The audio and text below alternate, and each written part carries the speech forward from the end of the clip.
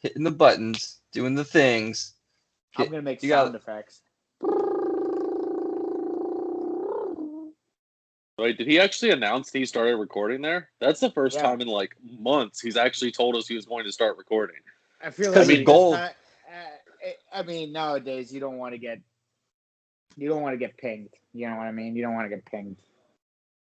Yeah, fair enough. I'm just saying, like, it's funny because every week he tries to be sneaky about recording, but Skype pops up a big fucking notification for me when someone starts recording me. So I it's got probably that the not one as time. entertaining as he thinks, but I got it the one time. One of you pressed it. I think one of you just randomly pressed it, and I was like, oh, I mean, it's not sneaky, but at the same time, why not? Like, we have good content when we're not giving a fuck, anyways. We don't give a fuck Right. during the podcast, but like we kind of give a little fucks. we got good banter. Jib jab, jib jab. Jib jab, jib jab. Yeah.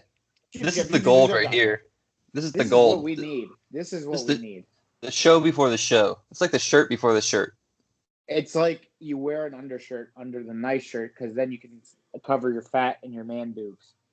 And then you can take the nice shirt off when you're eating buffalo wings and get wing sauce all over your undershirt. This guy gets it. I don't understand why. I've seen you do that on many occasions. I've done that maybe a couple times, yeah. I've also you seen don't you want- get in trouble for wearing your work shirt to wing night with Sammy, and then you got wing sauce on your work shirt. Life goes on. That's what I tell her. I'm like, listen, you can try to put the dog back in the kennel, but the kennel's in the dog. You feel me? Like I'm like Poppins. I'm on the street. I'm ready to rock. It's I'm like just you could- saying, like if you were caught up on the number of shirts you go through and have to buy because you keep destroying them with sauce from different types of food, like you'd spend your whole life working just to buy shirts and you'd be homeless. Well, why don't we need to find a new system for like shirts? Like I can like put in an order for shirts, and then like when it's done, I can just give it back to whatever company supplied the shirts, and then they will just give me a new shirt later. You know what I mean? I think they have that right now. It's just though you buy one and then when you need a new one, you buy another one. Or you No. buy one and then you take it to the dry cleaner. Yeah, you wash it. Yeah, washing machines. It's just companies that are just always jamming you up because you know what? You're right, Mike. That's how it should be. You buy a shirt from a company, you wear it through, you need a new one, you take it back, you get a new one. You shouldn't have to go get a washing machine and detergent and dryer sheets and all that bullshit. Yeah, it's like Netflix but with shirts, like the old Netflix, like when you used to mail in movies. The DVDs. DVDs, yes. Yeah. So That- I don't know about you guys. I think we are sitting on $1 million ideas, and we're just sitting here not putting Shirt on subscription? Patreon. Yeah, I mean, I bet you people would do it for neckties. Oh yeah, you know they would do it for bow ties and neckties. Who wants especially to buy an actual bow tie? No one. who wants to wear a tie in general? Are you kidding me? No one. If I ever have to go back to an office, I'm gonna shoot myself. I think you. I feel you on that one. I mean, you're not going back, are you? No, never. No, I was working home before this, but Yeah, I was about to say.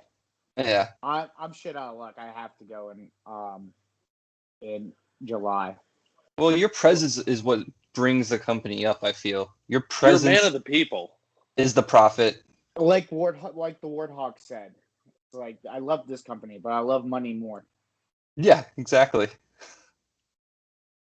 Sorry, I love this company, aka Four Corners, but I love money more.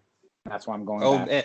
So what would it take for you to sell Four Corners? Say like Joe Rogan came at you. He was like, I love the indie thing you guys are doing over here. You guys are like an up and coming bar stool. What can I give you to buy the name? By the name? Buy the name, buy the production, buy everything. He owns it now. He's 51%. You are a shareholder. bitch. Do we? Yeah. Do we still keep working? Like we just get funding? Yeah, like yeah, because he likes Yeah. the idea. He just wants to buy it. But who knows? If everybody has still their if everybody still technically has their like positions here, like we still have 5 holders, we still get to do it, but we get sponsors and we're under the umbrella that is Joe Rogan. I mean, what are we? I mean, 50,000? Like that's not bad. Okay, That's but it. what if he said because we are getting because we have jobs now. Like this would be our job. Like we wouldn't have to work at the companies that we work with now. Well, I don't know if he'd be paying us still. I think we'd still be like, paying him for studio time and for you. I guess you wouldn't have to because you previously were previous owner. But No, so this is what I thought you said. This is what I thought you said, right? I thought you said he buys us out and like kind of like how people buy out companies and then like you're under that company, but that company still pays your salary, still does all that stuff. It's just I'm not the owner anymore. Like right, okay. Yeah, You're I not the run the pharaoh. show. Joe Rogan comes in, he kicks down a door. He says, I can eat more elk wings than you can. And then you start crying like a little bitch, and he hands you a check for $49,999 just to show that he's the one who won the negotiation. How do you feel about that? Well, the fact that you think that Joe Rogan, an actual idiot, could eat more wings than me, I don't believe it. He's an idiot. That's where I call people idiots and Neanderthals is when they think they can eat more than me, and it's just ridiculous. The only person who's done it is a 14-year-old girl, and that's it. After that, they're just playing with fire. That's like that's a prodigy right there too. So no, that's an up-and-coming star. That's like when next Joey generation. When Joey Chestnut came up and beat Kobayashi for the first time, Kobayashi didn't know how to react, and it was either you crumble under that or you become something great. Oh man, it'd be great if Kobayashi he didn't know how to handle that pressure when he lost. He just threw up everything. Oh, that would have been awesome. That'd been good. I'm waiting for someone to like just run up and punch him in the stomach really hard after one of these competitions. You could die. Spews all over him. Someone punches you in the stomach, you could die. That's how Houdini died. Wait a minute. I thought he died because he couldn't get out of a straight jacket. No, Houdini got punched in the stomach by a college student the night before Halloween, and then he died on Halloween. I don't know why I know that. Died, quote unquote. Is that true? Are we going to do the fact check here? That is true. That's Penn Jillette said it in the intro to an episode of Bullshit at one point in time. Was it bullshit though? No, it wasn't. He was I don't remember what episode it was, but it may have been the spirits one because Houdini was like really big into debunking these like psychics and stuff. Like that was his thing. Was like, fuck you, I'm doing real magic. I'm not doing the made up bullshit you guys are. So I'm going to prove you wrong. That's not apparently Houdini was a very interesting person. You're right. He died of a cocksucker. Yeah, ruptured appendix, right? Yeah, ruptured appendix. Yeah. What'd you say, Mike? I heard he was a cocksucker. Really? He was an asshole. Like he was. Like a dickbag, jabroni. Yeah, like a jabroni. Straight up. Like why are you being a jabroni? Dude, if you're the world's greatest magician, wouldn't you be a douchebag to everyone? No, because then it. Like, have you ever seen David Blaine? He's an asshole to everyone. Well, David Blaine walking around doing magic tricks, making people look like fools on the street when they're just trying to enjoy their meals. What the F? Floating around like an asshole. What a dick. Yeah. Like when magicians think they're the best, it's the worst because like they legit will make your life a living hell. Like I don't know. It's just would I send my kids to magic camp if they wanted to? Would I be happy about it? No. Don't bring that bullshit up in here. No magic in the Shiridi household. No magic. I want you to be as straight-laced as possible. I want you to fucking float around, make the dog disappear and all that stuff. Poor Frankie, by that time, he'd probably be like 7, 8 years old. I don't want this dog disappearing on me. Like, what the fuck? That's trauma to that dog, more so than anything. Yeah.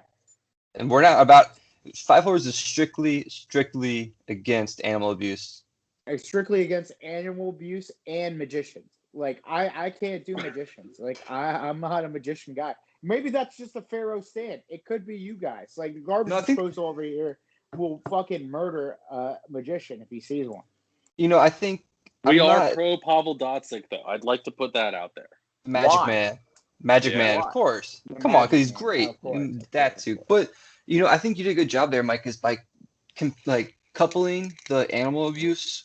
Like, you get Pete on your side, and you just throw in your hatred for magicians there, too. You're like, yeah, we really got to save these chickens. There's thousands of these coops. It's just terrible. And fucking David Blaine is Or- doing street magic again. He has a new special coming out. We gotta stop that. Or you could say magicians are abusing like rabbits because they pull them out of a hat. They're abusing Doves. birds, doves. Yeah. Haven't you seen The Prestige? They kill all sorts of birds in that movie. Also, that's a good movie. One of David Blaine's famous videos is when he was on the Jimmy Fallon show. He crapped in a hat. No, he didn't crap in a hat. He like threw up live frogs. Animal abuse. Like those frogs were in his intestines for whatever many days he said. And he said it's all for magic. Chanuti's a fan of animals having a painless, quick death followed by a quick processing time and then either frying or braising. Yes. So I went to Peking Duck the other day. Great meal. That duck was cooked to perfection. We had 25 different meals. Spicy beef. I recommend it. The dude from the Kane show was on the wall, and he looked like he sweated the entire time. So he probably had 6 of those spicy beef because it was really spicy. I'm not going to lie. It was really spicy. Did you go to Peking Gourmet?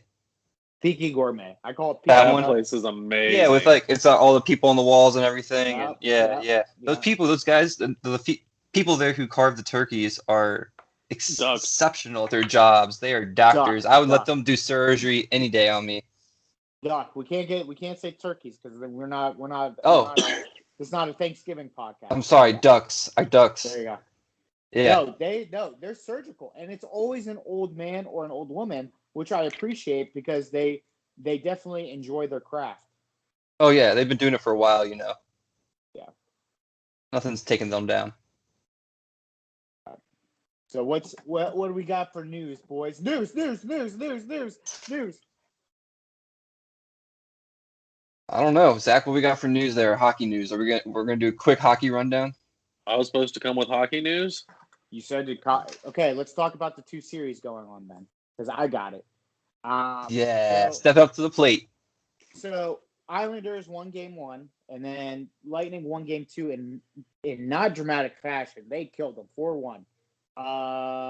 Is the Cinderella story over for the Islanders? Is it the Lightning's turn to just turn on the heat, and we're going to see a 4-game winning streak, or what do you boys feel? I'll start with you, Zach.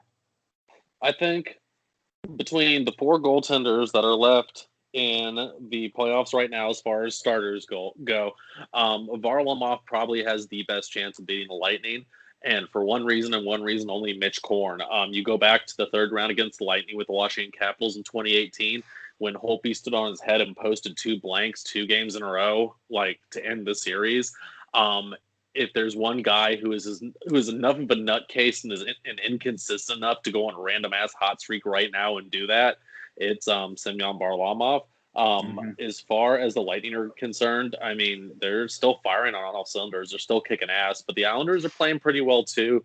The Islanders have shown they can keep up with the speed of the Lightning, which very few teams in the NHL can do at this point in time. I expect this one to go at least 6, if not 7 games, I would say at this point. So it should be interesting to see where things go. That said, I hate the fucking Lightning and I hate the goddamn Islanders. So I don't even really care who wins this one at this point. But I'm going to say I want the Islanders to win this series just because I can't stand the Lightning anymore. They're a bunch of bitches. What about you, Red Falcon? I would like the Islanders to win probably, but I think Tampa Bay is going to pull it out. They still have firepower up front. Even if Varlamov is standing on his head, I feel like they're still going to come through and squeak those goals by. They're getting a lot of like production from not just their superstars, but the people down the line as well. So I think they have a pretty good chance of beating out the Islanders here. Might go to 7 games though. It might go along with a goalie series, sort of, with just them going back to back on goals and the Tampa Bay scores, Islanders score right after, and it's staying even pretty much the whole game. But it'll be interesting to see. I mean, we'll see if they keep it up with the rough stuff. Last game, there was a few penalties. Komarov got a 14. He has 14 minutes because he got a 2 and 10 for unsportsmanlike conduct. So we'll have to see if that keeps going too. It'll be interesting. There was a lot of penalties in the last game, and a lot of them were at the end of the period too. So it'd be fun to watch. Hopefully, it stays physical and they keep going at each other. The only reason I wouldn't want the Islanders to win though is because I do hate Leo Komarov. I just think he sucks. He looks like he should have been an actor. He should have been like an evil Bond villain or something because he just looks like it. And they don't even have to change his name. Leo Komarov. He could just go by Komarov and then like, oh yeah, that's Leo Komarov. I mean, it'd be perfect. So yeah, let's see Tampa Bay pull this one out in 7. All right. Well, for me personally, I want the Islanders to win because in the sense of just kind of like what Zach says, they're both like just pieces of shit, and I don't really care. But I really don't want to see the Tampa Bay Lightning to say, "Oh, we went back to back." Like, cool, you won in the bubble. Like, great, grand, wonderful. Now they're going to use this one to justify how good they were. And in all honesty, I mean, the Lightning right now, and we'll get to the Las Vegas Knights. What we saw yesterday was probably what they could do at their full potential, and it's kind of scary. Like 4 goals that quickly on a good goaltender, and how they were scrapping with the Islanders. And a lot of people talked about how the Islanders were a scrappy team, and they held their own. And I'm really interested to see what Game 3 brings, because now it shifts back to New York in the Coliseum, and then we have to see what's gonna happen there. And honestly, I can see this goes 7 games, but if what we saw yesterday is any indication of how they're going to play for the rest of the series, there's a piece of me that thinks it might be done in 5 games. But that is just me being an kind of like a pessimistic asshole. So like I'm always am. Yeah. But Game 3, you're good Game at 3, it. Yeah. So Game 3, this weekend, boys. Game 3 and 4, I think, are this weekend, and we put this out on Monday. Let's just pick the winners of those games right now. I'm gonna say the Islanders win Game 3, Lightning win Game 4. I got Tampa, then the Islanders. I got Tampa taking both in the Coliseum. Ooh, all right. Tampa be interesting to see. Tampa plays them. They play tomorrow, and then they play Saturday. Yep. Tomorrow, as in Thursday. So this is out today on Monday. So let's see who was right on our next podcast. But to the other series, the series where people like to call literally the David and Goliath of the NHL playoffs, the Habs against the Las Vegas Golden Knights. The Golden Knights won their Game 1. Game 2 is tonight. We will see if the Habs have any Cinderella dust left in the tank. This is literally more than the Islanders. I don't know why I'm saying this, but they didn't really play well in the regular season, and we saw them basically make work out of all the 2 series that they did have. So, boys, I'm going to start with Eric this time. What do we feel about Game 2 with the Golden Knights, and how do we feel about this series?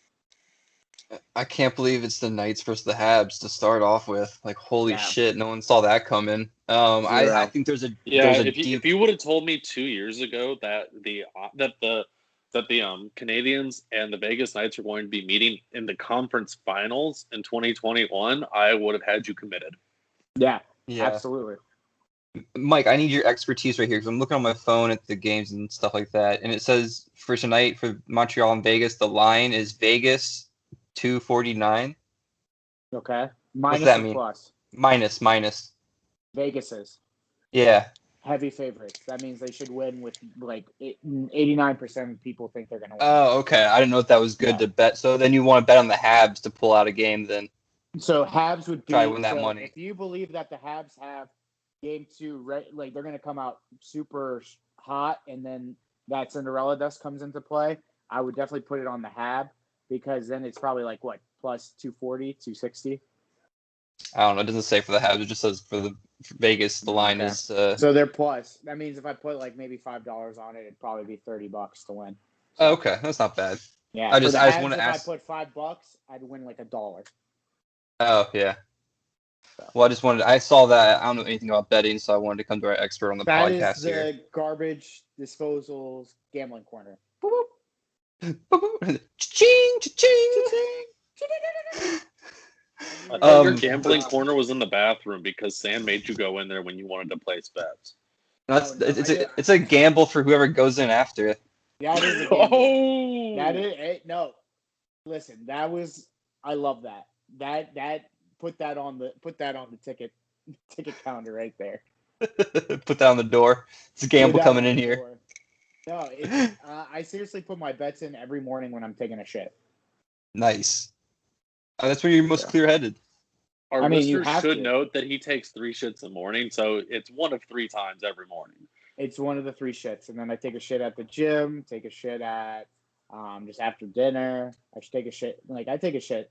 Like when we go back to the office, my shits are gonna go up a million just because I need it. Like I'm not gonna just work all day. You crazy? Huh. You gotta go away from your desk and do something. You gotta do something. So yeah. What does the Walrus think of? Oh wait, continue. Sorry. I was just gonna say real quick. I think that this is gonna be a conspiracy where NHL wants to give Vegas their first cup.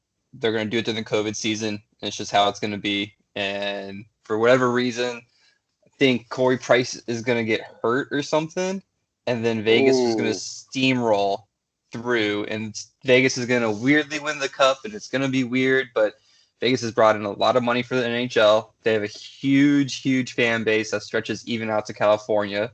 So it'll be interesting to see what happens, but I feel like Vegas, in a weird way, might come out on top here. Okay. What do you think, Mr. Walrus? I see where you're coming from, but I am all aboard the Carey Price hype train right now. If you ask me, he's one of the top. He is the top reason that the Montreal Canadiens are in the conference finals this year. And I think that he's a man on a mission. He's determined to do something this year. And it's rare that you have a goaltender that will throw the team on his back like that. Like you look back at like Brodeur or Patrick Waugh or Grant Fuhrer. Like there's all sorts of goaltenders who've done this throughout history. But it's been a while since a goaltender has thrown a team on his back and actually won a cup. You think back to, I think it was like 2006 when the Ducks lost in the Stanley Cup Finals and JSG Gear still won the fucking MVP trophy somehow. Like, that was the last time I saw a goaltender as determined as Carey Price is right now, and I don't think anyone should be selling him short about what he can actually do.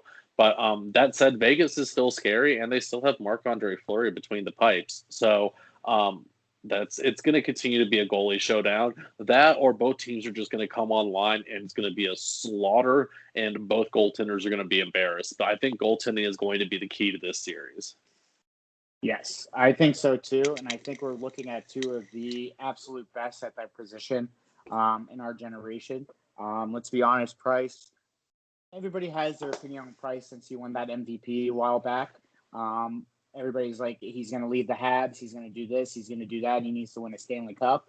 I'm rooting for the Habs. I am. I'm going to be honest, even though I like the Knights a lot.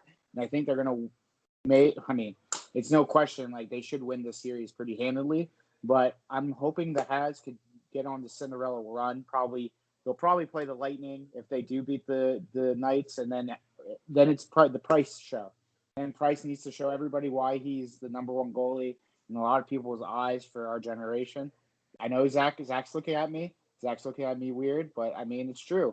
I mean, a lot of people think he who knows what he has left in the tank. But Walrus, rip me apart.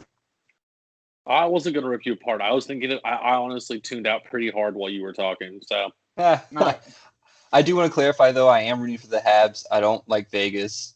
I want the Habs to win, but I just think Vegas is going to do something stupid. I think they might run Price. That's why I think Price is going to get hurt. Someone's going to run him. They're going to have Reeves run Price. I wasn't going to say the usual suspect. I said someone. I'm not trying to. We all know what you meant. Maybe that Stone guy. I don't know. They have a bunch of idiots on that team. Oh, Stevenson. Chandler Stevenson. Is that his name? That's his name, right? He's playing the Caps. Yeah. He's on there. Yeah, he's going to run Price. Well, if you just curse Carey Price, Eric, I'm not gonna be very happy about it. But you know what? Yeah, and a lot of people in Montreal aren't either. Yeah, you don't want the Montreal media hounding you, to say the least. Although they'll be doing it in French, you won't be able to understand anything. So who cares? You just keep saying yes, thank you, and you walk away. Thank you. That'd be good to get on the podcast, though. Get some French media on here. We're huge in French Canada. Hey, speaking of French, Jeff, I gotta run if the you're numbers. listening, we heard you're learning French. We'd like for you to do an episode completely in French. Yes, that would be excellent. You know what? Hi, Gordy. Let's get that out of the way too. Hi, Gordy. Hi, Jeff.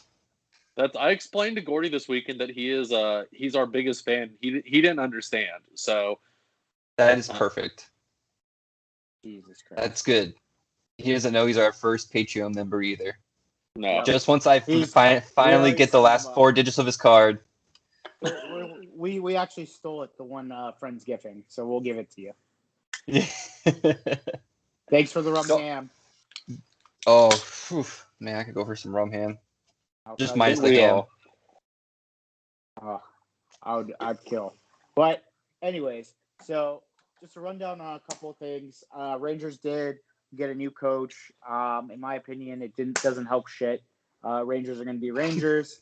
I'm sorry, I'm just going to be honest. I totally agree, man. So, I mean, Rangers is an organization that is just shitty, as well as Eichel wants out. Where do we think? Wait, hold on. You're telling me Jack Eichel doesn't want to play for the Buffalo Sabres anymore? Ooh. No fucking way. I wonder where that notion came from. Plus, I don't know if there's a guy named Taylor Hall who did pretty well in the playoffs on his new team, but that might be something to do with it. That's my thought is Boston pulls off something stupid and Jack Eichel ends up in Boston. And I think Tuukka Rask gets shipped to Buffalo as part of the deal, and Buffalo thinks they're getting a steal on a goaltender, and Tuukka Rask shows up and refuses to play, and they void his contract, and he moves back to Boston, like Kovalchuk style. It's going to be something ridiculous and fucked up like that, but it's going to be hilarious no matter what happens. Can you do the Walrus this? Because, I'm on the same page. I don't know why I said the Tuukka Rask for Eichel thing. Obviously there's going to be more to the deal, but I think that's the reason, because a lot of people want Rask out after this playoff performance, and I'm just like, well, we'll see what happens. I didn't think about buyouts and shit like that like you did, but I thought the same thing. Eichel and Hall in that lineup. I mean, why not? I don't know. I think Eichel ends up kind of having the same thing that happened to Hall happens, though. He goes somewhere else and he's more successful than he was with the Buffalo Sabres, but he's not going to hit that ceiling that people thought he had before he went to the Buffalo Sabres. Taylor Hall was supposed to be the next, well, not the next, but, he was supposed to be the next Sidney Crosby or something when he came into the league. And now he's a solid second liner. And I think a solid second liner who's thriving on the third line because he has physical guys around him. But either way, Taylor Hall is not going to hit the level that he was expected to at the beginning of his career when he was in Arizona. So it'll be interesting to see if the same thing happens to Eichel, because Eichel was hyped up as, he's number 1 overall, and he, people thought he was going to be a phenomenal hockey player. Now that Buffalo's done fucking up his development and they're finally going to ship him out so he can try and salvage what's left of his career, I think he ends up being a Kuznetsov at best. Although I don't want to get into another fucking Kuznetsov debate. But please, he ends up at best he's a Pavel Datsyuk style player that just randomly pulls off these amazing, just beautiful goals, but at the same time, any given night, he's not going to go out there and skate. So it'll be interesting to see where he goes and what happens. I think Seattle could potentially be in the mix too if they start fucking around and trying to move stuff out so they can pick up players. There's a lot in there that could happen, but right now Boston seems to be the number 1 place in my head. That or the goddamn Carolina Hurricanes. I feel like they are liable to pull off something in this offseason and sign a big name or trade for a big name, and I don't see any reason Eichel wouldn't be one of the people on the list. What about you, Red Falcon? What are you feeling? I don't know. I love the Rask for Eichel thing. I was just amazed by that. Actually, I'm still stuck on that. That'd be fucking hilarious. And it'd just be great to have that happen. And Eichel goes and he plays well with Hall, and they just play way better. And it's just fucking suck it, Buffalo. Yeah, it'd be so great. I'm with him going to a big contender after all this shit that he's done with Buffalo. Where? I don't know. But Boston seems like a good place. I like what you said, Zach. Hey, if we weren't, damn, our cap hell, man. if Caps didn't have cap held, maybe we could have traded Kuzi for him and maybe some other players. That would have been sick. Now, there's an idea, actually, come to think of it. 2 players who both need changes of scenery. And they could flourish. They both could flourish with the change Oh, of yeah. scenery. I feel like All right, Kuznetsov would ladies- hate Buffalo. He would just go there and die, Kuzi, unfortunately. Because Kuzi would be like, where's the cocaine? Oh, wait, we have buffalo wings, hey? I don't know why they sound like Australian, but they do. Outback Steakhouse. That's our new People, sponsor. you heard it here first. Kuznetsov for Eichel. Hey, Although, I don't know, I saw a tweet from Elliot Freeman saying that the apparently the asking price for Eichel is first round draft pick, a grade A prospect, and a first liner right now. So Kuzi could be a first liner. If the Caps give up that much for Jack Eichel, I'm not going to be very happy about it. I won't be either. But if they think Kuzi could be a first liner, and then like we give like a certain place like a first pick and a grade A prospect, no, I'm cool. Actually, never mind. I'm out. Thank you for the deal, Shark Tank style. I'm out. But all right, boys. Well, that was all the news and notes I had. Do you guys have any news and notes? That's all I got, man. We can jump right into the really important stuff here. Hold on. If you, oh, yep. I got a new segment song. Okay, all right. All right. This is the 5 Holers Top 5 actor And actresses, because we include everybody. list.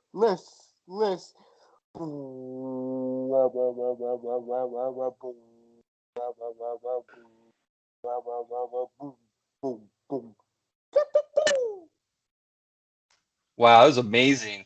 I loved it. I felt like I was in a movie theater. You know, like when they do, like in the beginning, they do like the THX thing where it's like, boom, crazy sound. That was excellent. I'm gonna listen to the 20th Century Fox again. Yeah. And then use that next time. But we have a special person to talk about. I'm gonna throw it to Red Falcon. Get it going, baby. Yeah, so if you've been listening to the past few episodes, we've been talking since our favorite teams are out of the fucking playoffs and there's not much hockey news besides the playoffs. We've been doing our favorite actors or actresses top 5 movies, our favorite top 5 movies. It's been all white actors so far. So yeah, I mean Will Ferrell, Jack Black. We'll do Denzel, John Cheadle, all of them later. Right now, we're just getting through the 4 or 5 big white names, I guess. You can't. You're just digging your hole deeper here, Mike. Yeah, just put down the shovel. All right. Listen. First of all, we started off with Will Ferrell. That's how it started with me, Red Falcon, and Reverend. It didn't come out that way. It's very loose. And then we did Jack Black because we had to do Jack Black. And then you started your shit with Tom Hanks. So we had to do Tom Hanks just to hear your side of the story, Walrus. And now we have to do this guy, 2-parter, because first of all, he's just been shitting out content. Whether it's, I'm sorry, I'm taking away Falcon's intro, but no, go for it. That's where we are. So Denzel, we're doing Denzel next. We're coming for you, Denzel. Go ahead. Yeah, after this 2-parter, we're gonna be doing Denzel. I'll put that on the list. But I'm just fucking go for it. We got Adam Sandler. We're gonna do Adam Sandler. I think we even said it last episode, so it's just fucking multiple times. Sense. Yes. Yeah, there's no reason to be announcing it here. If you're listening, you should know. If you listen that far in the podcast, thank you. We really appreciate it. But we're gonna do a different style tonight because we actually did talk about hockey a little bit. So we're gonna all of us are gonna go through, say our top 5 Adam Sandler movies, and then we're gonna go ahead and discuss them because we probably all have the same sort of movies in mind, and if we don't, then we get to talk about different movies, so that's fun too. We decided to do sort of cut his life into half. I like to call this episode the good, because next week we'll have the bad. This week we're gonna go from 1987, his first appearance, which was on a TV series. It's called The Cosby Show. Jesus Christ. Sounds very, very nice. And then we're going to go from 1987 until we're going to go up to Little Nicky, which is 2000. So it's a big chunk of time. The millennium. The turn of the millennium. Hell yeah. Will 2K right there. Yep. So we're just gonna we should jump into it here. We're all gonna say our favorite movies from this time, and then we're gonna discuss. Who wants to start it off? Who wants to kick it off here? I got this. All right, so we're All doing just 5 down to 1. We're gonna start number. We were supposed to discuss this before the show, and then Shanuti started recording. So it's okay. People like no. Hold on, stop. We'll discuss it. This is great. This great banter. We're gonna do 5 to 1, and then we can attack each other for our bad lists, aka probably my list. Yep, sounds good. Sounds about right. Either way, I'll start off with number 5, and this was something we did discuss when we were planning this episode. We did want to include. This is my last thing. Hold your comments. Let us all go through our 5, and then we'll do our comments after. Yeah, it's like a graduation, except for like I'm gonna be like everyone in there. Once you say your first one, I'm gonna. You suck. That's a terrible choice. You put little Nicky. You put Waterboy number 3. Fuck you. Go ahead. Yeah, get into it, Zach. Good Lord. Sorry, I think we know what Shanuti's number 1 is all of a sudden. Either way, number 5, and we discussed including this. I have his SNL performance as number 5. And then I'll get into that once we hop in. At number 4, I have Billy Madison. Number 3, what? You have Billy Madison at number 4. What? Asinine. Number 3, I have Big Daddy. Number 2, I have The Wedding Singer. And number 1, I have Happy Gilmore. All right, Eric, your turn. Let's hear it, Red Falcon. All right, so starting at number 5, I have Wedding Singer. Number 4, I have Airheads. Number 3, I have Big Daddy. Number 2, I have Billy Madison. And number 1, Happy Gilmore. All right. Well, you guys know my number 1 because I just went after Zach. But number 5 is going to shock a lot of people. I'll explain it. It's Bulletproof. No, you don't get to explain it. No, I won't. Number 4, Airheads. Number 3 is actually his SNL skit. His entire skit log. Number 2, I'm going to put Billy Madison. And number 1, I am going to put The Waterboy. Wait, Happy Gilmore doesn't make your list? Okay. So now we're going to Yeah, hold on. No. We need to have some semblance of order here, or else we're just going to be screaming at each other. What we'll do is let's go through chronologically. So Eric, pull up the list of his movies. Let's do my list first because you already attacked it. So go ahead, Zach. Happy Gilmore doesn't. No. Hold on. I think we should go through chronologically, so we can each explain our position in relation to that movie. Okay, fine. All right, let's do that. 5. All right. There you go. Or non-honorable mentions. Yes, I didn't put Happy Gilmore on my fucking list. Here's the reason why. Because I think. Let's get this over with. We're not going to be able to get past it. Yeah, we're not. No, because you're already pissing me off with this. Because the SNL stuff obviously started off his career, the Bill Cosby Show, whatever. We don't talk about him. But Bulletproof was such a great movie that a lot of people forget about. It's actually not that bad. You guys got to go back and watch it. Him with one of the Wayans brothers is always a classic. When's the last time you watched that movie? Dead Ass, literally 2 weeks ago. Okay, I watched it like a week ago for the first time ever, and I was like, what is this horse shit? It is crazy funny. I thought it was crazy funny. Funny. I thought it was, who thought of this idea of somebody getting shot in the fucking head and everybody thought it was Adam Sandler? Not me, said the beef, but Airheads had to be in there. That could be, that honestly, if we did a Brendan Fraser list, that could be his number 1. But Adam Sandler's on, it could be. I don't know. There's a lot of good Brendan. Did you see Dudley Do Right?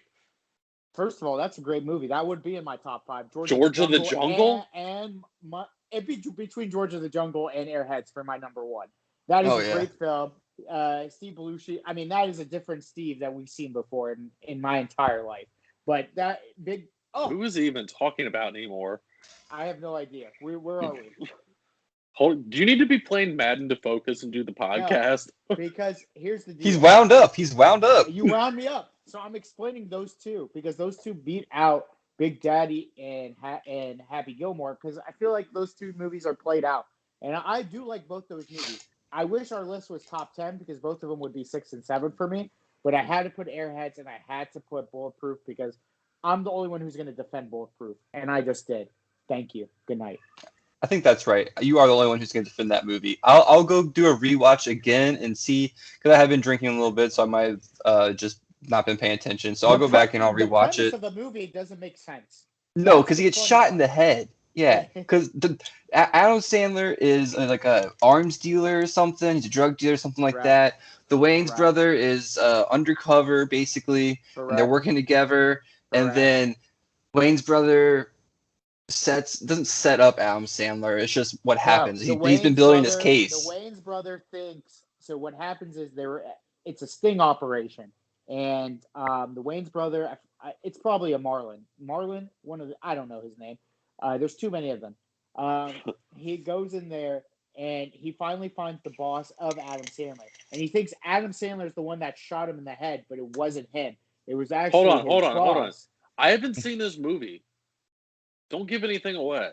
Oh, this is literally the first 15 minutes of the movie. Wait, seriously? Yeah, it's crazy. This sounds like that crappy Wesley Snipes movie. I don't remember what it was called, but it was a cop and FBI movie, and everyone was playing a fake agent, and it was fucking stupid. And this was before Wesley Snipes was in trouble with the IRS too. So, so this was before White Man Can't Jump. No, it was after that. Oh. This was one of his lulls in attention by the IRS, I should say. Probably around Blade. It was Blade. It was the movie Blade. It was Damon Wayans. Damon Wayans. He played in not Married with Children, because that's Ed O'Reilly or whatever the fuck his name is. I don't know. Anyway, sorry. Go ahead. No, that's my protection agency. Go ahead, Eric. Sorry. I was gonna say, are we gonna go through the rest of your two? What was your third, second, and first again? Are we just going through my list? Yeah. Let's go through your list, and then we'll go SNL, on. I mean, obviously, SNL doesn't need any explanation. That's where he got his stardom. That's where a lot of people got his stardom.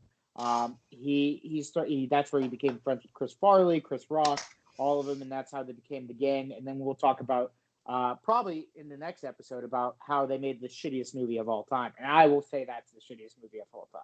While we're on SNL, though, I would like to note he did the following characters on SNL. He did Opera Man. He did the Lunch Lady Land song. He did the Pepper Boy, Cajun Man, Canteen Boy, Hank Gelfand with Chris Farley as his aging wife, Brian, the man with a talk show about his ex-girlfriend Denise, which kind of set the stage for some of his roles later on in feature films. And he did the fucking Hanukkah song. Like, his characters were just on top of it. And it should also be noted, he played a waiter in an Italian restaurant, 2 different characters in 2 different skits, one of which where he was nervous and anxious about giving pepper to the customers, and another where he was like sexually assaulting the customers. Like, the man has range. And I think he sang a song about his hoodie. Yeah, he did. He did. My red sweatshirt or something like that. I remember it was when Kevin Nealon was on Weekend Update, and he made Kevin Nealon participate, and Kevin Nealon didn't break character the whole time, and it was fucking hilarious. Awesome, yeah. But, I didn't have that on my list because I was going to do my honorable mentions because I was just doing movies. I thought there was a lot to pick from, but definitely SNL, all of his shit in there is great. I should have picked his best of SNL DVD. Because that shit is epic. All those best of DVDs of SNL are great. Are pretty good. If you pick the right person, those things can get you lost for hours, and I think he's one of them. So, to defend the other 2, I don't really need to defend. I think you know my reasoning behind them. Billy Madison, classic. Just what day is it? October. It's Nudie Magazine Day. Funny. Where's my snapback? Quotable lines. Waterboy. Now, as I love hockey as much as I do, but I think it's funny that there was a movie called Waterboy, and I just recently learned that a guy who starts for the Los Angeles Chargers tried out for football because of that movie. So it is actually impactful. So there you go. That's why it goes to number 1. It's impactful. It's great. Mud Dogs, baby. I didn't have it on my movie list either. Which Waterboy, it's a great movie. I do love it. It's gonna be an honorable mention as well. And when I was thinking about it, I fucking wasn't thinking about the people around Adam Sandler because Henry Winkler kills it in that movie. Amazing in that movie. And Kathy Bates played his mom, and she was phenomenal too. Phenomenal. She was great. Phenomenal. Everybody knows her from fucking American Horror Story or whatever the fuck it is now, or The Office. No, Waterboy was the first time I fell in love with her. She is a great actress, and she isn't the devil. Henry You know Winkler what? was actually a fun factor. He was at Adam Sandler's wedding. Oh, really? Interesting. Yeah, I along feel with like Kevin James. I feel Kevin like if James, you yes. are I mean, obviously, a Kevin James. B-list or above celebrity and you get married, Henry Winkler just comes to your wedding. You don't invite him. You don't give him a +1.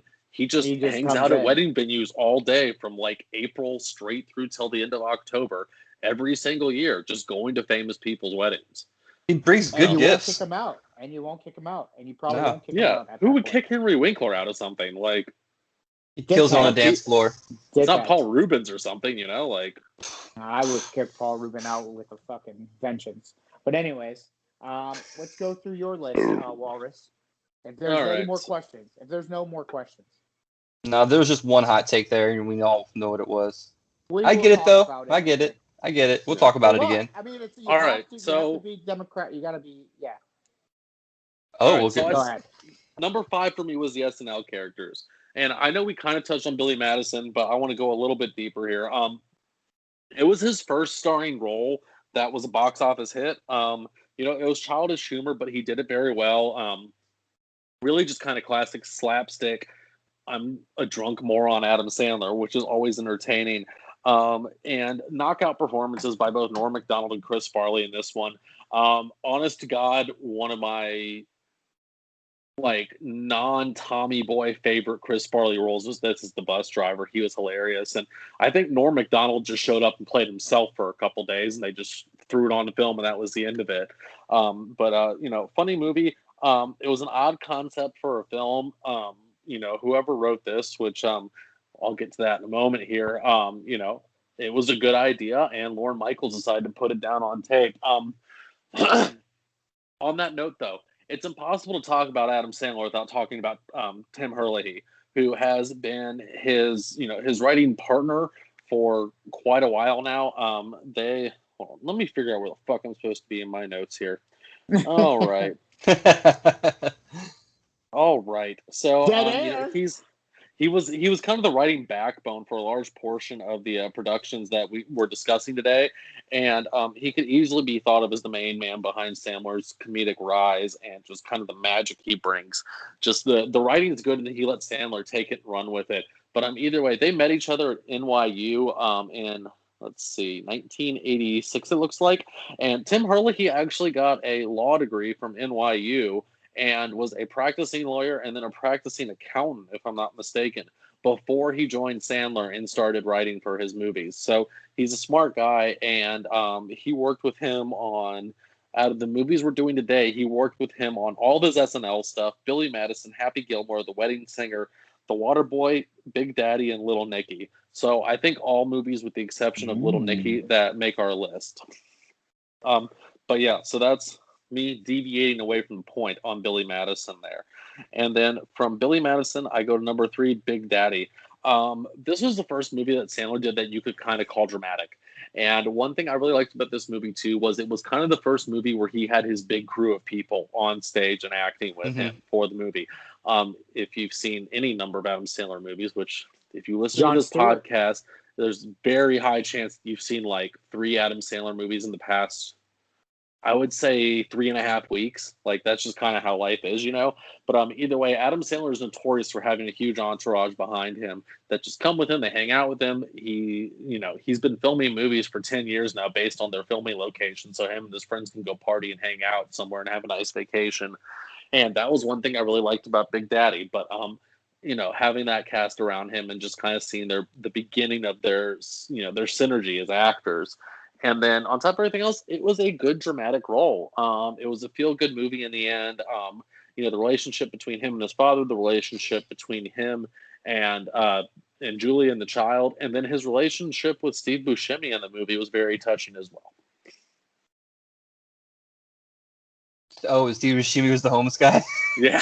I was like, it took me a second. I was like, what? I was waiting for the point. I was like, wait a minute. It's the homeless guy, but why? All right. Big Daddy's awesome too because, like you said, the interaction of him and the kid, but it was great because he's like in New York, and I feel like for some reason Sandler, it just fits him so well. The surrounding, the setting, and everything.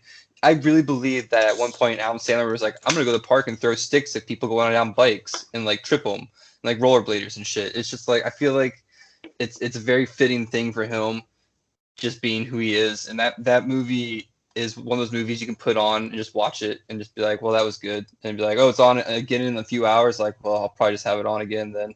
It's just a good movie through and through.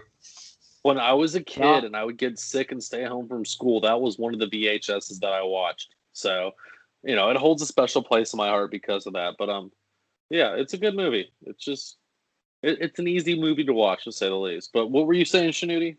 No, I was saying the same thing. Like, it's an easy watch. It's just something very wholesome for the whole family. I mean, it did bring us the twins, Dylan and Cole. Dylan and Cole Sprouse. Sweet Life of Zach and Cody. So, people like to mention also, you're right, Jon Stewart's in that movie. A bunch of the guys from the Water Boys in that movie. Like, he brings you could say one thing about Adam Sandler in those movies. He brings the heat with the people he loves the most, and he doesn't need big name actresses or actors. It is a good movie. I just couldn't put it in my top 5. I had to put Bulletproof. It was actually my number 6, so I flipped the coin and Bulletproof won. Enough about the Bulletproof, Mike. I'm gonna let you guys watch this movie. I'll watch it. I'll watch it tonight. Okay, I will report back tomorrow. Deal. All right. What is your? Do we need to talk about your 2 and 1, or you're good? Yeah, I want to jump into my 2 and 1 here, and then I do have honorable mentions. Should we throw those in there really quick? We'll throw the honorable mentions at the end because it seems like we got a lot. Okay. Yeah. Well, my number 2 is The Wedding Singer. His first rom-com. It's just a funny movie. It's well written, and it was the first movie he did where he really kind of showcased his musical performance abilities. So that was very entertaining. It was just a cool comfort movie. It's a movie that I've watched many, many, many times, and it's always kind of one of those situations where it's like, I'm tired, I want to go to fucking sleep, but I can't sleep. Like, I need to put a movie on. I'm like, oh, The Wedding Singer is on. Perfect. I'm gonna watch that. I'll watch the whole thing and then I'll crash afterwards. Like, there's just a different level of comfort behind that movie for me. But it's a funny movie, plain and simple. I really enjoyed it, and yeah, it was kind of a different movie for him, because his movies were always kind of really slapsticky and really in your face and crazy and insane. And this one felt a lot more grounded in reality than his other movies. So I really enjoyed it. Yeah, I like The Wedding Singer a lot. That was my number 5, so I'll just pipe in real quick here so we can skip over that when we get to me. I thought, yeah, I like how he like breaks too at some point. He just goes a little fucking crazy, and like it's funny to see him, especially on stage, doing so well and then doing so terribly when he's just like on stage like fucking basically crying. It's funny movie. And what's the dude who does the taxi, or not the taxi, the limo driver? Yeah, I know who you're talking. I don't know that. The dude from Grandma's Boy. It's fucking hilarious. Dante, whatever. The main dude. Yeah. Oh yeah. But dude's hilarious. Yeah. Good movie there. But made my 5. So. Yeah. And John Lovitz was fucking hilarious in that movie too. He was really good in that movie. Very good. Yeah. That's fucking, ironically, we're gonna be able to say that about 2 movies we talk about tonight too. So stay tuned. Mm-hmm. You'll find out. All right. So my number 1, Happy Gilmore. Like, it was the follow-up to Billy Madison, and Adam Sandler really hit his stride as a leading man here. He bites Bob Barker. He gets the girl. He saves his grandma, and he drives Shooter McGavin crazy. He's a Bruins fan for some goddamn reason, and he overcomes the father from Freaks and Geeks harassing him while he's trying to play golf. Mm-hmm. So, or actually, no, he doesn't really overcome him. He actually succumbs to that one and then fights Bob Barker. But either way, what more can you ask for in a movie that Happy Gilmore doesn't have to offer? It's funny, it's well written, it's well paced, it's just everything is fucking funny about that movie. You have fucking Carl Weathers, for crying out loud, just destroying Apollo Creed. So good. It's a funny fucking movie. It was really well written, and Adam Sandler was the perfect person to play that role, hands down. It's a movie that I remember watching when we were like, what? Well, you probably don't remember, but I'll say I was like 4 or 5 when I first saw that movie, and it was always the funniest thing on the planet to me. And it's awesome that it has a bunch of hockey in it too. So Hell yeah, you can't go wrong with hockey in a movie and fucking comedy. It's usually gonna be pretty good. You got Slapshot, Goon, both pretty good. I knew it didn't make your list there, Shooty, because MVP, most valuable primate. true, So, but the reason why I know I get it though, because there's a lot to pick from, and it is Bulletproof. you knew it was gonna be on our lists anyway, so you knew we'd be picking it. We'd be showing honestly, representing. I didn't put it because, like you said, like, come here, Frankie. Like you said, like, you guys, it's an easy movie to pick, and I just really wanted to give some other movies its time, like the movies we talked about. But I mean, Big Daddy. I'm not gonna lie, Big Daddy. I kind of forgot. I'm not gonna lie about it. But I did. It was my number 7, Happy Gilmore, and they're both my honorable mentions. If I had to pick between that and Billy Madison, I'm gonna go Billy Madison 100 times out of 100 times. See, I go Happy Gilmore any day of the week over Billy Madison. Yeah, me too. Happy I think Gilmore. Billy Madison is just so funny because it's like when he has finally the teacher in the room. We should bring a buffalo, stuffed or alive, preferably stuffed for safety reasons. Another involving ice cubes, and then like Chris Farley, man, like come on, I'll take this fucking bus. We talked about Happy Gilmore people though, Zach. You named a bunch of people in that movie. You forgot 2 of the best roles, hands down, in that movie. Ben Stiller as the fucking dude in the retirement. The orderly, yeah. You will go to sleep, or I will put you to sleep. It's like a promise. He's like, guess yeah, landscaping duty. Yeah, that is one of the funniest fucking roles because when you realize it's him, you're like, oh shit, and you're like, holy fuck, he's an asshole. We could do a Ben Stiller episode, I think. I'll add to the white guy list. No, yeah, we gotta do some ladies and black guys before we do before white people. Ben Stiller and who else? Like a couple of those guys gotta wait a little bit. Yeah. Sorry. Is that who's the second one? Kevin fucking Nealon. Oh my god, yes. As Arnold Palmer. He's doing the you gotta channel the good energy, block out the bad. Channel, block. It's like block bad. Yeah, it's just that whole scene is fucking amazing. It's just you can tell. I'm sure they probably had to do it 15 times because Kevin Nealon was probably making everyone laugh. That shit, he just kills it. I'm sure Kevin Nealon could do that scene perfectly. Oh 75 times in a row without even like blinking too. He's like, hey. It's kind of surprising he never really got like a leading role, like a real leading role. He was just so good at just being different, different. Yeah, Kevin Nealon is the sidekick. He really is. What do you need? Yeah. Hi, Sam. Sam, what's your favorite Adam Sandler movie? No clue. What's your favorite Adam Sandler movie? Yeah, you heard it. She's hungry, so her brain doesn't work. Sam, tell us what your favorite Adam Sandler movie is. Shanuti, I agree. Tell her she ruined the podcast when you come out of there, all right? Deal. Don't do that. All her friends are here because they're going to a bachelorette party, so it's going to be funny. You ruined everything.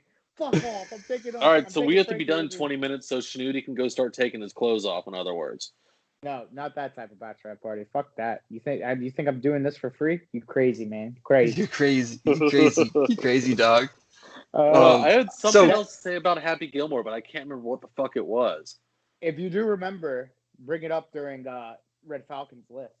Yeah, because I only have a few things to talk about. Because we just did Wedding Singer. That was my number 5. My number 4 was Airheads. 3 Big Daddy, 2 Billy Madison, 1 Happy Gilmore. The only one I want to go back to is Airheads because I feel like that movie gets skimmed over. Brendan Fraser, Steve Buscemi, Adam Sandler play a band who wants their single to be heard. They play a band called the Lone Rangers, 3-person band. They want to have their single played on the radio, and they end up breaking into a radio station with fake guns and taking it hostage. It's a great movie. It's just one of those movies where like, I can't believe this was made, but it's so fucking good.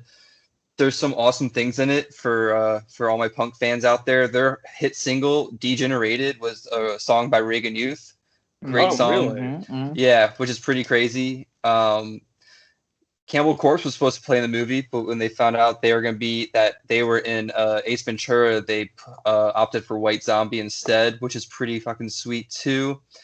Brendan Fraser was originally going to be played by John Cusack, which would have ruined the movie. So I'm glad he didn't. No, John 100%. Cusack's awesome. Oh, he would have ruined it though. Yeah, me and Mike are John right. Cusack could have killed that. I'm on Red Falcon's side. Fuck you guys. Hey, we had it in our list though, so we actually care about it. It's on my honorable mentions. Phew, didn't make the list though, did it? Nope. So we have a lot of animosity on our list because I didn't have Happy Gilmore and Big Daddy, and then you didn't have Airheads. Yep. Yeah. But yeah, that's the only one I'm going to talk about. That was one of my more favorite movies that I've seen because I saw it randomly and I was like, "What the hell is this?" And then you just see who's in it. You're like, "Well, I'm going to watch this, of course," because fucking. Oh yeah, especially how they look too with their hairs and everything. Yeah, they're all like 80s metal. Yeah. Steve Buscemi plays a young person. It's fucking bizarre. Steve Buscemi is not young, and that's crazy. Yeah, he was never young. Dude came out of the womb old. He did like a Benjamin Button thing, but then like halfway through it reversed back and he just got old. Yeah, he was like born really old and then he started getting younger and then he hit like 25, snapped back and it was like 26 next year. He was like, "What the fuck's going on?" Add Steve Buscemi to the white man's list because him as a sidekick, there's a lot of great movies. Will do. He'll be on there too. That's the only one I want to talk about though. Yeah, what we got for honorable mentions? So honorable mentions, I already explained my two, but there's another one that I really want to bring up. We didn't say Little Nicky because that movie's actually not, in my opinion, it's not his best work in that kind of era, but it's not the worst. So I just wanted to give a shout out to Little Nicky, kind of a different movie, but sorry, go ahead, Walrus. No. I was gonna say Little Nicky's on my honorable mentions too. This movie is bizarre as shit, and it's weird because Adam Sandler doesn't just. Like he has this weird like emo haircut and it's fucking weird. John Lovitz is fucking funny in that movie too as the big horny bird. But it was a bizarre movie and it was one where it was I'll get to this. Well, actually, I'll just roll through here. So it was the second movie that Happy Madison Productions made, and the first movie they made which was Deuce Bigelow, Male Gigolo. So funny. Such a huge financial success. Deuce Bigelow cost $18 million to make, and it made $85 million at the box office. Little Nicky cost $70 million to make and made 23 at the box office. So Little Nicky potentially put Happy Madison into some potential trouble, just based off the fact that it wasn't as much of a box office success as people thought it would be. Either way, it's a funny movie. It's fucking weird. I don't watch it that often, but if it's on and I happen to be on that channel, I'm not going to turn it off immediately. So that's about all I can say about Deuce Bigelow. All right, as far as other honorable mentions, I only have a couple other ones to detail. I have two things left to talk about as far as Adam Sandler is concerned. First, his stand-up specials, they're all on CD, but his first one was called where is it? What the Hell Happened to Me? And it has a picture of him when he was like 3 years old on the cover. But if you haven't heard Adam Sandler's, I don't want to call it stand-up. They're comedy CDs because like he does songs and skits and it's all stuff. It's like Bo Burnham. Yeah, it's all stuff written by him and Tim Herlihy. But What the Hell Happened to Me was fucking hilarious. I remember John Edstrom showing it to me when we were like 13 years old and laughing my ass off. So that was one honorable mention. And then the only other character from this era I wanted to mention was his character in the movie Dirty Work. He had a very short role as Satan with Norm Macdonald and Artie Lang. And if you have not seen Dirty Work and you like Norm Macdonald, you like Adam Sandler, you like Artie Lang, you like SNL humor, you like Chris Farley, please go out and watch this movie. It is a hidden fucking gem. It is one of my favorite comedies of all time. It's just It's ridiculous. It's funny. It's about two guys, Artie Lang and Norm Macdonald. They realize they're good at playing pranks on people and getting back at them, so they start up a business where you pay them to come and take out your enemies, essentially. And the whole thing's funny. It's fucking ridiculous. Check it out. Just to wrap up my thoughts on Sandler, though, this era really kind of encapsulates our idea of classic comedic Adam Sandler, but at the same time, like, you still have movies like Big Daddy and The Wedding Singer in there where he starts showing off his dramatic chops that leads to Punch Drunk Love and Uncut Gems further down the road, which we'll get to next week. But you also see him breaking from SNL, which he was really the first of his generation of actors on SNL from the 90s to really break from Lorne Michaels and say, hey, I'm going to go do my own thing now. And frankly, he's been the most successful out of all of them when it comes to making his own content and having his own production company. Right. So, No, 100%. he is a huge success by SNL standards. Like, he's probably up there with, with Eddie Murphy and fucking Dan Aykroyd, Chevy Chase. So it's, and as I said, first of his generation to do it. But yeah, that's my thoughts on Adam Sandler. What do you have on honorable mentions, Eric? I don't really have much. The only thing I was going to say is the SNL stuff because it was so great. I'm jumping ahead here, but we'll talk about this next episode of the movie Funny People. Anyone who's ever seen it, there's some clips in that movie of him doing early stand-up and everything too. And all of his early stand-up is great. He was just a funny, like, awkward kid who just really, like, honed it in and turned it into so much energy and, like, passion, and he just, like, knew how to hit people with it. All of his SNL stuff is so good, and his early stand-up is very good as well. All of his stand-up is pretty good, but the only thing I was going to say, I had, like, a fact here. I decided I'm going to actually save some of the other facts for later because they happen later in his career, but one of them was he was a roommate of Judd Apatow's back in back when he did SNL, so a while ago. I have a few other ones, but I think I'm going to save them, actually. I'm going to save the other facts because they are around past 2000, so I'll save those for now and just say SNL shit. Go get if you can get the DVDs, download the best of DVDs, get Adam Sandler, get Mike Myers, get Chris Rock, and get, of course, Chris Farley. Of course. Did you say Eddie Murphy? You said Eddie Murphy in there? Chris Rock. Yeah, did I mean Eddie Murphy? Yeah, that's what I meant. I say Chris Rock on accident. Yeah. Maybe, but no, both. I'm cool with Chris Rock and Eddie Murphy. You just got to put Gumby in there. My man Gumby and Mr. Rogers from the Hood. That's what it was. I don't think Chris Rock has a best of one. But yeah, and what's the fucking guy's name? Who does the Phil Hartman? No. He does a bunch of characters. What the fuck is his name? Dana Carvey. Dana Carvey. The Dana Carvey one is great too. Master of Disguise. Put him on the white list. Oh gosh. But boys, though, as we said, this is part 1 of a part 2 series of Adam Sandler. Next episode is definitely going to be a lot of the bad. We'll have our top 5 good, top 5 bad, because let's be honest. After 2000, probably 13, a lot of shit he was pumping out. He was just pumping out for money, and I don't know what he did for production value, but Jack and Jill definitely is on all our lists, and that's the thing that I'm going to say right now. But thanks to everybody for rocking with us here at Five Holers. I am your host, the captain, the man of the hour, the guy who will right this ship no matter where it goes, even if it's going to go into a pile of shit that is Adam Sandler movies next time. Michael, the garbage disposal Shanuti, that is the man in gold, the guy who is protecting our backside. No puck will get by him. Even Carey Price wishes he had the stat lines that this guy puts up. Zach, the Walrus Vincent. And we want to give a shout out to Jeff, the Reverend Schneider. He is getting his life together in the sense of just putting everything in line. We're here for you, buddy. Probably banging some 10s. City Rockets, of course. Good luck to you. And as always, the defenseman, the man that will block stuff, because that's the red light district. Eric, Red Falcon, Vincent. Thank you, man. I don't know what that means really, but I'll take it. I don't know. It just works. Red. He's been watching too much Letterkenny. That's what it means. Yes. Did you? You want to scrap? I've been having fun with these boys, though. We'll finish up Adam Sandler next week with some of his shit movies, and then we'll move it. I'll find someone really good for us to do after that. Absolutely black. We got to do black. All right, let's not reveal who the next person's going to be, so we can draw on more listeners. Yeah, we won't say who it's going to be. He's definitely black. He's definitely black. Zach, take us away. No, wait.